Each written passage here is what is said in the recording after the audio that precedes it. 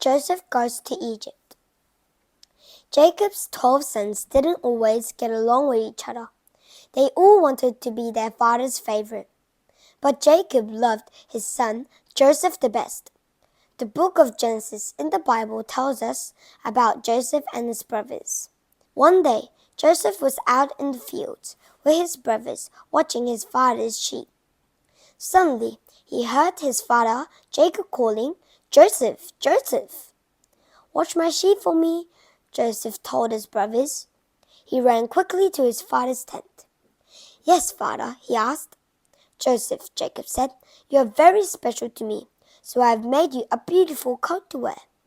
He held out a beautiful coat, as colorful as a field full of flowers and as soft as a cloud, trimmed with a border of purple.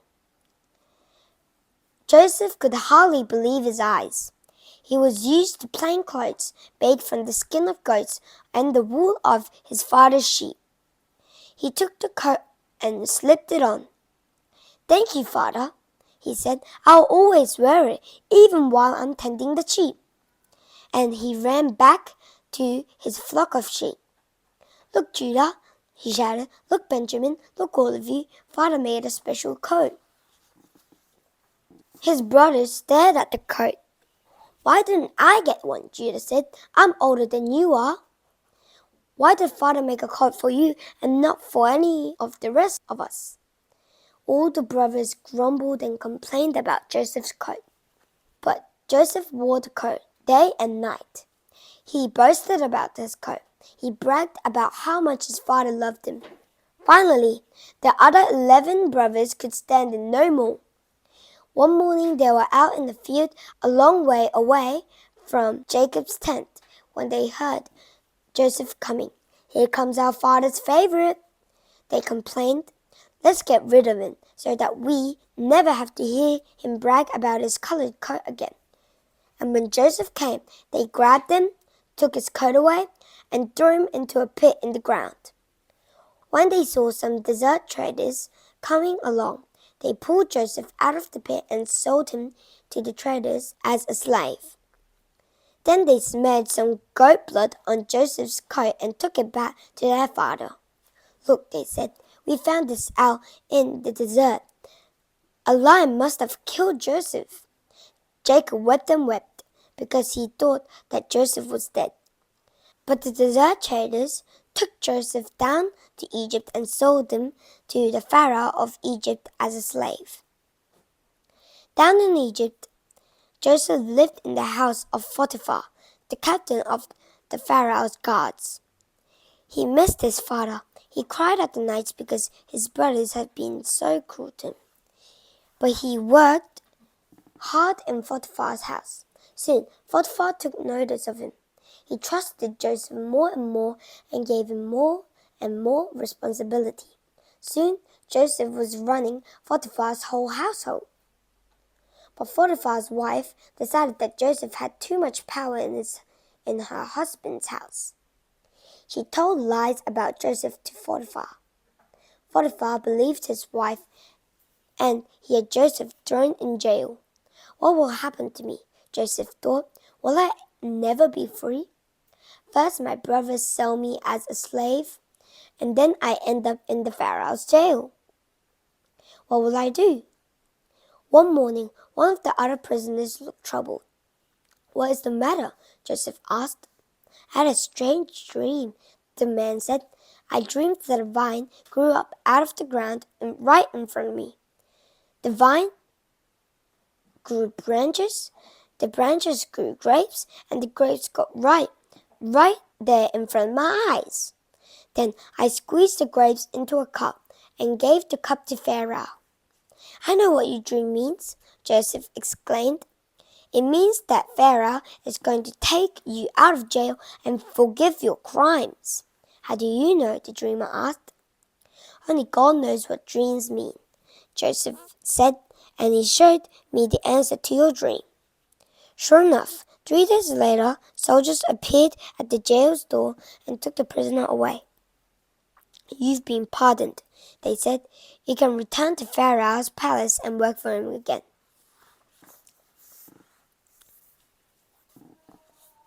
As the dreamer was walking away, Joseph called after him, "Remember me. Tell Pharaoh that I am innocent so that I can get out of jail."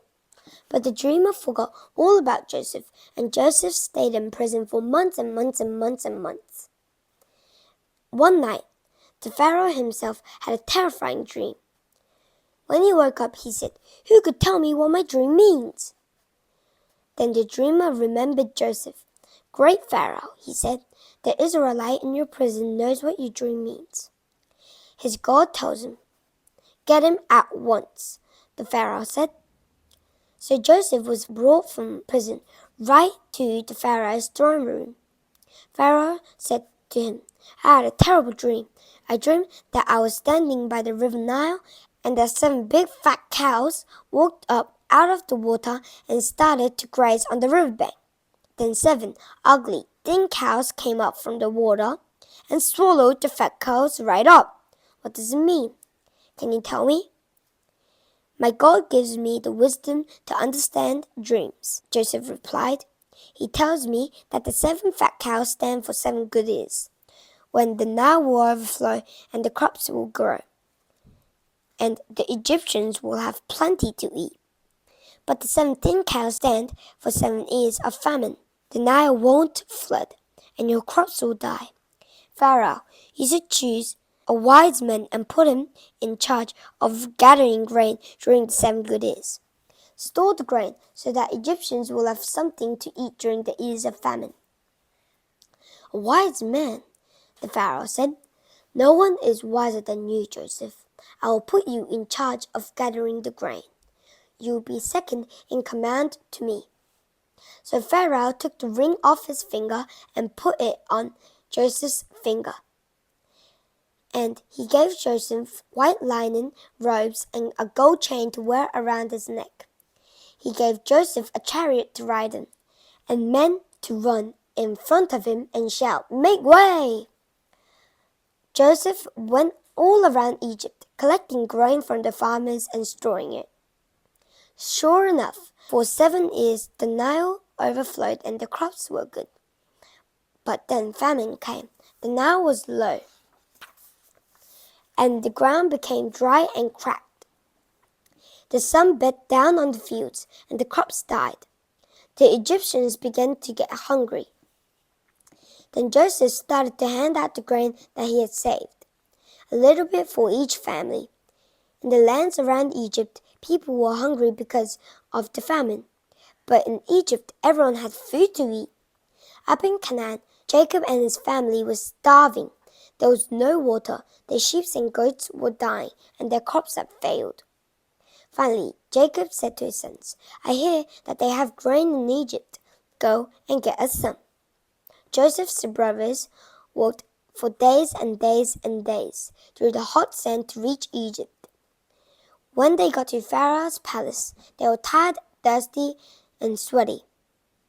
They waited in a long, long line of hungry people before they could go into the room where Joseph sat, giving out grain. When they got there, they didn't recognize Joseph at all. He had been in Egypt for years and years. He had grown up, and he was dressed like an Egyptian. But Joseph recognized his brothers. They had sold him as a slave, and now they were here asking him for food. For weeks, Joseph didn't tell his brothers who he was, but finally he could no longer bear to keep his secret. He invited them for a big dinner, and when the dinner was over, he sent all his servants away. "I and Joseph," he said to his brothers. "Is my father still alive?" The brothers could hardly believe their eyes, and they were terrified. "Now we're in his power," they whispered to each other. "He will kill us." But Joseph said, "I forgive the evil thing you did to me. God sent me ahead of you so that you could come and get food from me during this famine. Go back to Canaan and get all your flocks and your families and your tents. Come and live in Egypt, where there is plenty of food." So Joseph's father and brothers and all their families, the Israelites, came down to Egypt and lived there, on the banks of the Nile. The Israelite nation grew larger and larger. They kept on worshipping their one God, even though the Egyptians believed in many different gods. And as long as Joseph lived, Pharaoh was kind to the Israelites and let them have a part of Egypt for their very own.